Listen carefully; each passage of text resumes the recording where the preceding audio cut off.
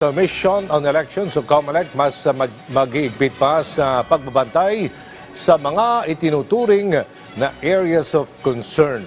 Ito kasunod ng walang habas na pamamaslang sa dalawang election officers sa Sultan Kudarat at Lanao del Norte. Si Luisa Erispe sa sentro ng balita. Luisa.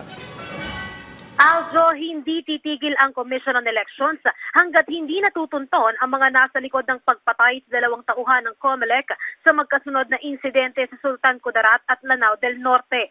Ayon kay COMELEC Chairman George Erwin Garcia, nakikipag-ugnayan na sila sa Philippine National Police para sa investigasyon at paghahanap ng mga sospek sa pagpatay sa election officer sa Nunungan Lanao del Norte at Assistant Election Officer naman sa Ninoy Aquino Sultan Kudarat. Narito ang pahayag ni Chairman George Erwin Garcia.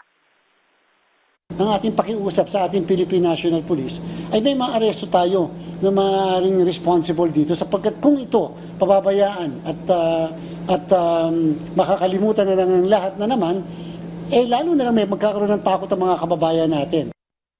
Sa inisyal na investigasyon naman, Aljo, lumalabas na ang election officer na napatay sa Nunungan ay matagal na umanong may death threat noon pang barangay at SK elections ng 2023. Dismayado naman ang COMELEC sa insidente dahil wala pa man ang election period ay may mga ganito ng pangyayari na mismong mga tauhan pa nila ang nagiging biktima. Sabi ni Garcia, maituturing itong loophole sa batas na wala pa kasi silang kapangyarihan na magdeklara ng COMELEC control sa mga lugar na areas of concern kung wala pa man ang election period.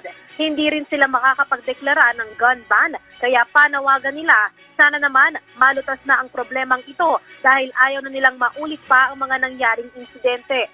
Kaya nais naman nila sa oras pa lang ng COC filing ay magsimula na ang election period at maituring na agad na kandidato ang mga naghain ng COC. Taliwas sa batas ngayon na ituturing pa lang silang kandidato pagdating ng campaign period. Narito muli ang pahayag ni Chairman George Erwin Garcia. Paano ngayon to? Sa panahon ng October, November, December, January hanggang second week ng February, ibig sabihin nun, para kaming pwede na lang kaming patayin anytime. Wala kaming pwedeng ilagay sa COMELEC control.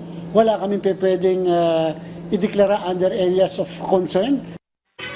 Aljo, nakikiusap naman ang COMELEC sa AFP at PNP na sanaan niya ay wag nang antayin pa ang election period para tiyakin na ligtas at maayos ang bansa dahil kahit wala pa man talaga ang panahon ng eleksyon, aminado ang COMELEC ngayon pa ang ay ramdam na ang init ng halalan sa ilang mga lugar.